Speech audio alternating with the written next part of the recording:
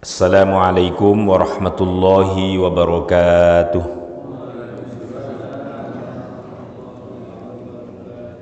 Alhamdulillahi rabbil alamin. Wabihi nasta'inu ala umurid dunya waddin. Wassalatu wassalamu ala ashrafil anbiya'i wal mursalin, Sayyidina maulana wa habibina Muhammadin wa ala alihi wa ashabihi wa atba'ihi ila yaumiddin. Amma ba'd.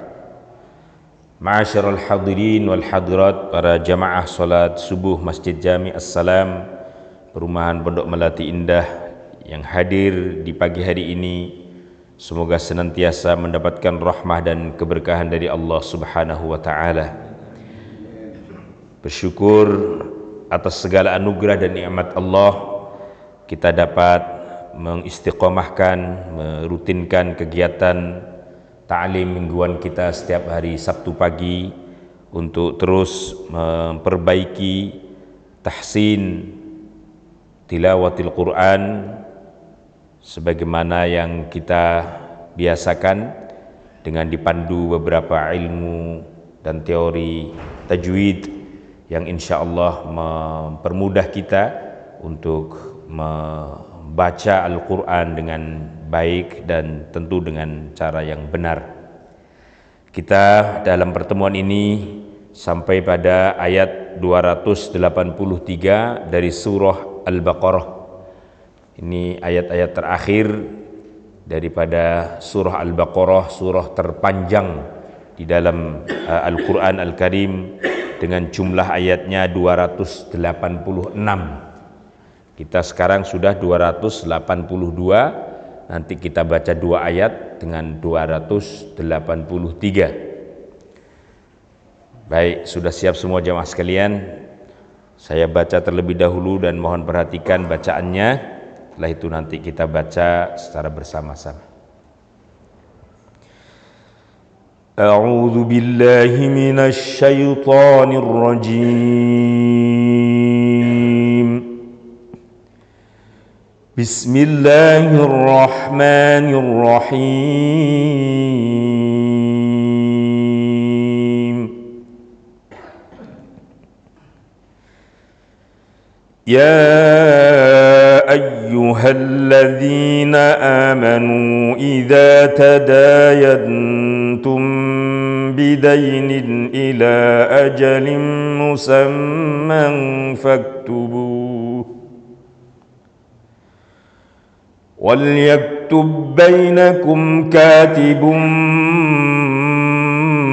بِالْعَدْلِ وَلَا يَأْبَ كَاتِبٌ أَنْ يَكْتُبَ كَمَا عَلَّمَهُ اللَّهُ فَلْيَكْتُبْ وَلْيُمْلِلِ الَّذِي عَلَيْهِ الْحَقُّ وَلْيَتَّقِ اللَّهَ رَبَّهُ وَلَا يَبْخَسْ مِنْهُ شَيْئًا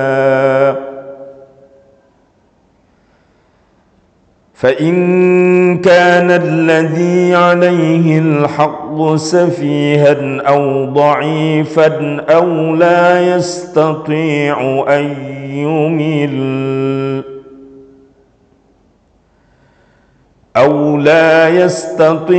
أن يمل هو فليملل وليه بالعدل واستشهدوا شهيدين من رجالكم فإن لم يكونا رجلين فرجل وامرأتان ممن ترضون من الشهداء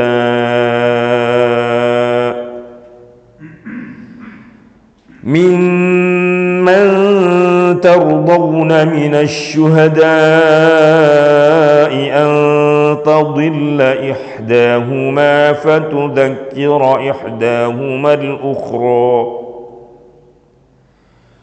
ولا يأبى الشهداء إذا ما دعوا ولا تسأموا أن تكتبوه صغيرا أو كبيرا إلى أجله ذلكم أقسط عند الله وأقوم للشهادة وأدنى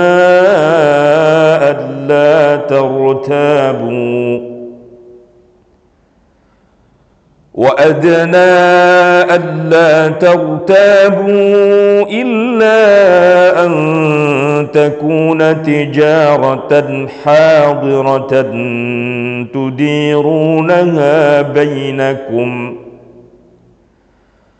تديرونها بينكم فليس عليكم جناح ألا تكتبوها وأشهدوا إذا تبايعتم ولا يضار كاتب ولا شهيد وإن تفعلوا فإنه فسوق بكم واتقوا الله ويعلمكم الله والله بكل شيء عليم وإن كنتم على سفر ولم تجدوا كاتبا فرهان مقبوضة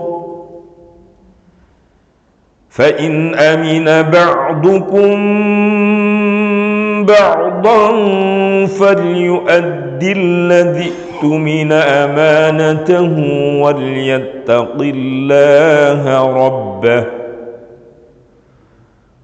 ولا تكتموا الشهادة ومن يكتمها فإنه آثم قلبه والله بما تعملون عليم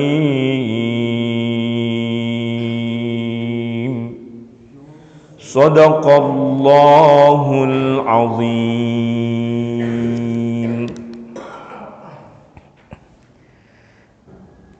Namun sebelum praktekkan jamaah sekalian, saya ingin memberikan beberapa panduan terkait dengan bacaan. Meskipun ini tidak terlalu banyak, tapi perlu kita ketahui bahwa ada bacaan yang disebut di dalam Al-Quran, di dalam ilmu tajwid, itu nama bacaan gunnah. Bacaan gunnah itu adalah bacaan di mana cara membacanya itu harus keluar dari pangkal hidung kita. Itu namanya bacaan gunnah. Gunnah sesuai dengan namanya itu memang sudah mengandung bacaan yang keluar dari pangkal hidung kita tanpa melibatkan lisan. Kapan itu bacaan gunnah? Yaitu setiap ada mim atau nun yang musyaddadah, yang bertasydid. Ini kaidahnya itu aja. Kata para ulama, wa gunnatun qad aujabuha abada fil mimi wan nuni idza ma syuddida. Wa gunnatun, dan dibaca gunnah. Ingat, gunnah itu artinya mendengung.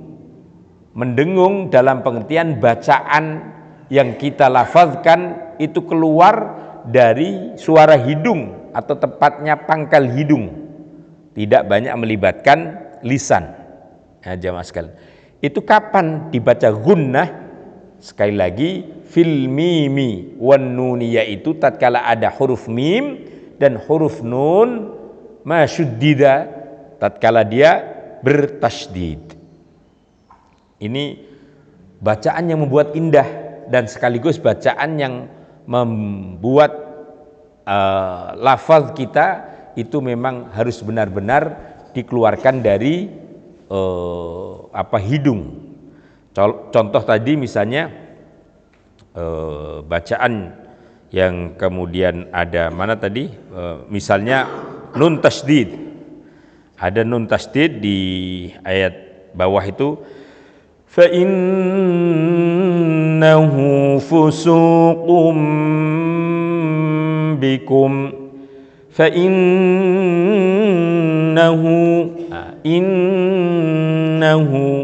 itu huruf apa jamaah sekalian? Huruf nun. Huruf nun. Nun yang di tasdid. Maka cara bacanya harus dengan mendengung, yaitu dengan gunnah. Keluar pasti dari hidung dan tidak melibatkan mulut. Coba kita kalau baca, fa innahu, nggak ada lisannya. Justru tatkala hidung kita ditutup maka tidak bunyi, itu bacaan gunnah. Coba kalau kita baca fa innahu, tidak bunyi, pasti tidak bunyi, karena huruf mim dan nun yang tasdid itu bacaannya gunnah. Bacaan gunnah sekali lagi keluar dari pangkal hidung. Kalau hidung kita ditutup tidak akan bunyi itu.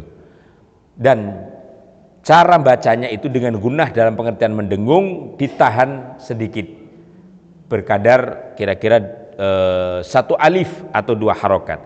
Fa innahu, tidak langsung fa innahu, tidak, tapi fa innahu itu bacaan gunnah. Contoh mim yang tasdid, misalnya di sini mana? Mim tasdid. Ini ada bacaan mim tasdid, misalnya di ila ajalim musamman faktubuh. Ini mim dua-duanya di tasdid ini. Cuma bacaannya yang pertama itu ila ajalim musamman. Yang kemudian yang kedua mim tasdid dalam satu kalimah. Jadi mohon maaf jamaah sekalian, ini penting.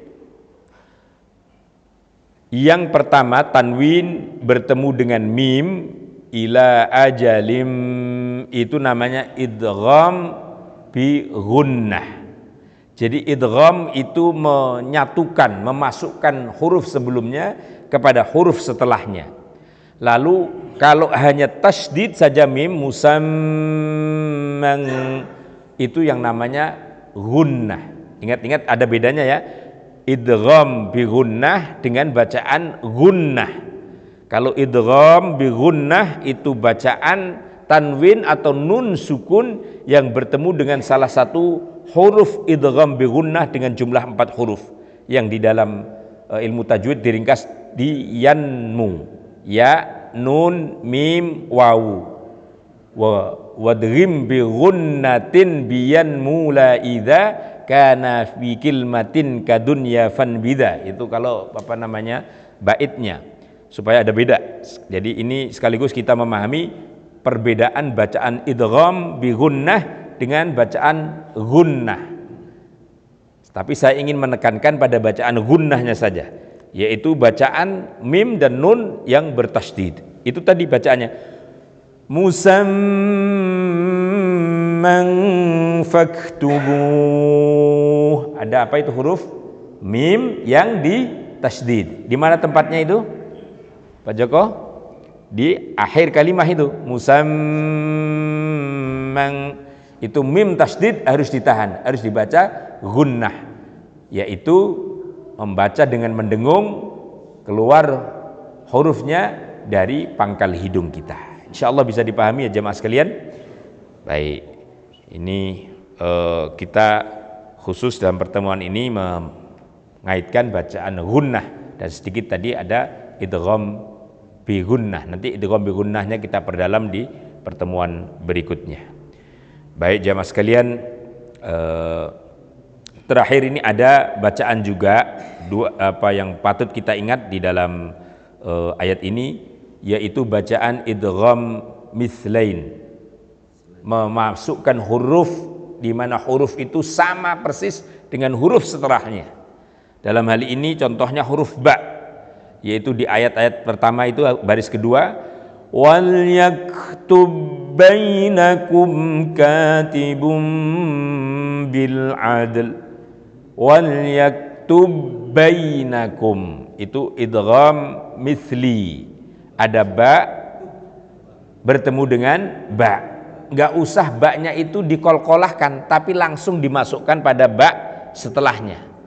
Contoh, mohon maaf ini bedanya supaya kita nanti bacanya benar, wal yaktub bainakum, jadi ba awal masuk ke ba kedua, nggak usah wal yaktub bainakum, nggak usah di ba-nya dihidupkan kolkolahnya, tapi ba awal masuk ke ba berikutnya. Insyaallah bisa difahami ya Pak Haji Harto. Jadi wal yaktub bainakum, jadi ba-nya menjadi satu, tidak usah dihidupkan kolkolahnya. Nah, itu aja yang saya ingin ingatkan jamaah sekalian. Alhamdulillah jamaah sekalian, inilah tahsin pelajaran kita pada kesempatan kali ini.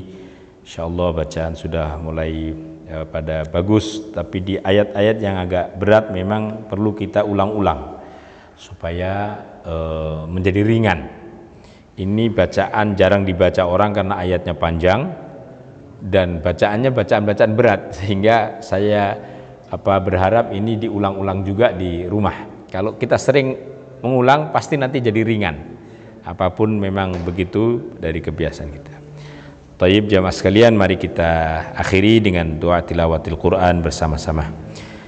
Allahumma arhamna bil Quran waj'alhu lana imaman wa nuran wa hudan wa rahmah. Allahumma ذكرنا منه ما نسينا وعلمنا منه ما جهلنا وارزقنا تلاوته